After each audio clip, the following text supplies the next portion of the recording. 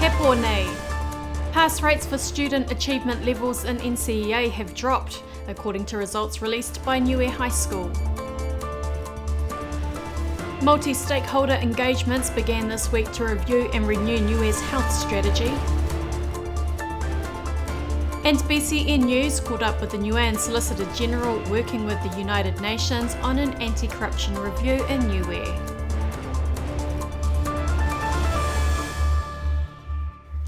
Ke he tau holonga mo i tau whulau waka ha Niue whekai whakalowhalahi atu. Niue High School's 2024 NCEA results have shown a decline in student pass rates. The results released by the school's principal this week revealing just over half of the 75 year 11 to year 13 students passed levels 1, 2 and 3, while just 5 students achieved university entrance last year. Esther Pavihi has the full story. The Year 11 or NCEA Level 1 results, only 48% of the students passed. That means out of the 27 students, 13 were successful, 5 achieved, 6 qualified with merit and 2 with excellence endorsements. For Year 12 or Level 2 NCEA, 58% passed. Of the 24 students in that level, 14 were successful, 10 achieved, 4 merit endorsements. For Year 13 or Level 3 NCEA, 54% passed. 24 students completed NCEA Level 3. Some students in this cohort were doing Level 2 work, according to the school. Of the 24 students, 13 were successful in completing it, 10 achieved, and 3 merit endorsements. For the university entrance exams, of the 24 students who met the requirements for university entrance, only 5 were successful. 20%, which is possibly the lowest ever for Niue High School. The school noted that there was a lower pass rate for 2024 across all 3 levels. The results were released on Friday last week in an email newsletter to the parents by the principal of the school, Charles Ioane. Esther Pavihi, BCN News. Engagements with multi-stakeholders across Niue concluded today as Niue's Department of Health wrapped up its public consultations to hear feedback on how it can renew its national health strategy.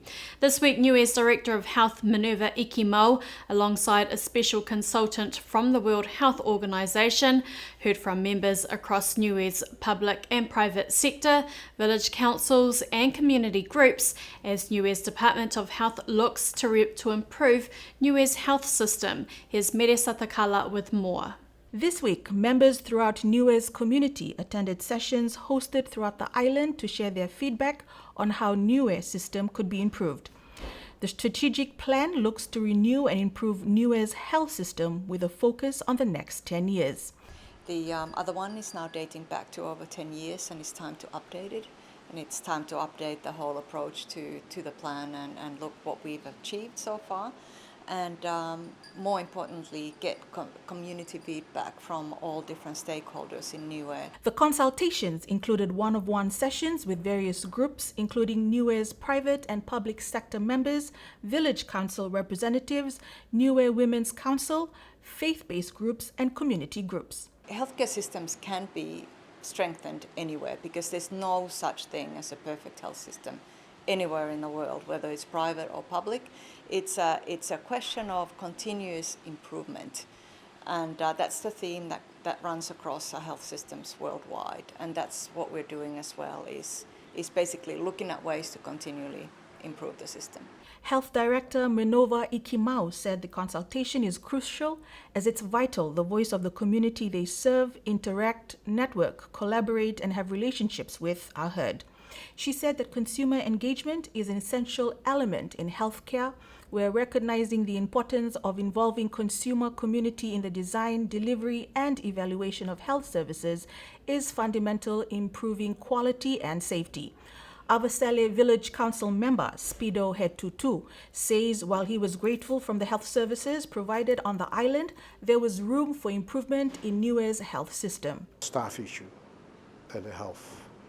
I think it would be, I'm not saying that they not many staff now, but I would say that I think need some more specialists or more staff at Niue Health to help the people and also to relieve some of the long hours worked by the doctors or someone, nurses and even drivers in providing service for the people.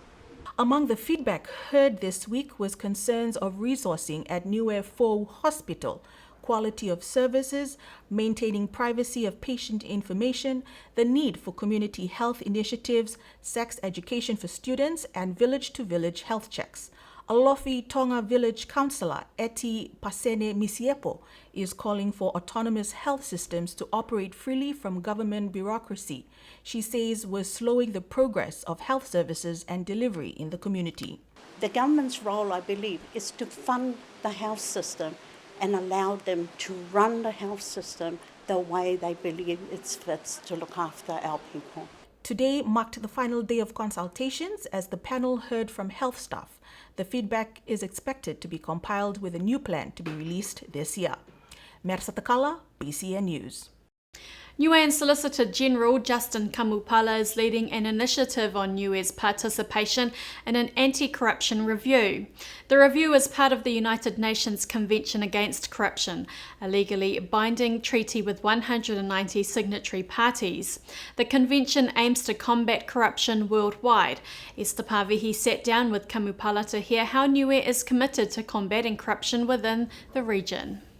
Due to the lack of capacity of the Crown Law Office, Solicitor General Justin Kamupala is grateful for the assistance of Janita Pilisi coming on board as part of the team.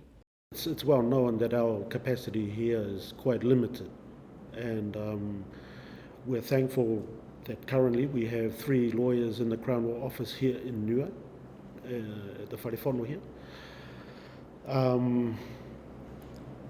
But we're grateful for the assistance that is provided by the lawyer. We have engaged Janita Pilisi, who is based in New Zealand. She is a Niuean.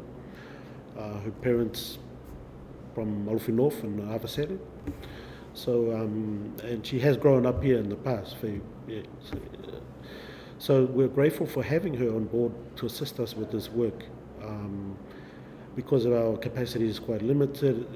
It is this capacity issue that the Niue government over past years has been quite reluctant to sign up to other United Nations conventions because of the lack of capacity required for reporting purposes. We have our own positions on certain things. I mean, we were reluctant to sign up to the UNCAC ourselves because of this. A lot of the work and the responsibilities that come with it. That, again, we are stretched, to do more. For Janita Pilisi, it's a great opportunity to come back to Niue and be part of this work. She hails from the villages of Alofi North and Avasere and also grew up here. Probably my inherent belief in doing what's right. And of course, lawyering comes with the whole justice and, just the things in the Bible. So I have a Christian faith, and that's something that motivates me too. I can't take full credit for the UNCAC because it was our current Prime Minister, Honourable Dalton Tangelangi, that signed us up. So he can take the credit for that. And then, of course, the public commissioners at the time who thought that my skill set would be appropriate to that. So, yeah, that is my motivation. Janita Pilisi is on the island for 2 weeks. She was working on a specialised workshop on Niue's National Anti-Corruption Strategy or Policy as part of the United Nations Convention Against Corruption Review. Esther Pavihi, BCN News. Niue is among 14 Pacific countries awarded a $107 million grant to manage tuna fisheries and mitigate climate change impacts. The grant, secured by Conservation International and the Pacific Community, aims to safeguard economic and social benefits from tuna fisheries. Climate change threatens to reduce tuna catches by 10 to 30% by the year 2050, potentially costing Pacific Island economies $40 to $140 million annually. The total program value is $156.8 million, including an additional $49.3 million that was awarded to the historic Green Climate Fund grant. Niue's Minister Mona Ainuu hailed the funding as historic. This is a historic announcement for us. It's taken 6 years for this program to be endorsed and get endorsement to receive the funds. 107 million basically is not huge in the scheme of things, but it's huge if you don't have it, type of thing. So this is a program or strategy that was proposed between, I guess, Conservation International and SPC to allow SPC some funds to support the work that they're doing. Renovation work is currently underway for the BCN building in Whanuakula, with local contractors Rogan Constructions leading the project. The team consists of 6 local tradesmen and 3 contractors from New Zealand. According to project team leader Josh Rogan, the project is on schedule with completion expected by June this year.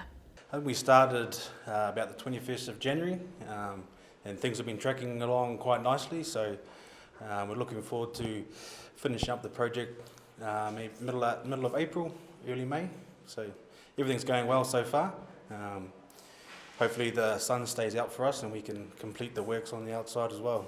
The $2 million project has been funded by Australia. This year marks 5 years since a devastating fire in May 2020 destroyed the studios.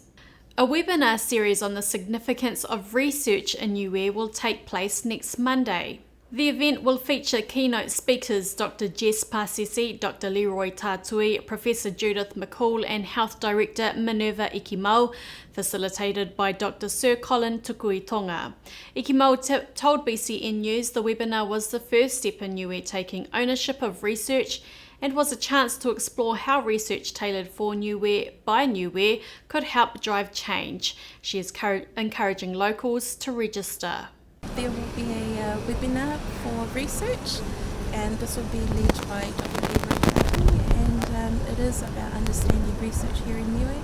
It's why it matters, so research by Niue for Niue, and it'll be a great first step for us in terms of taking ownership of research here in Niue. So we do put out an invitation as well to all the different communities and different folks that would be interested to join. So the flyer will be sent out this week as well. So there will be a couple of speakers, one from overseas and then one locally here, in terms of explaining the significance of research by Niue for Niue and why it matters. For more information on how to join the webinar, you can visit the Niue Hospital Facebook page for details.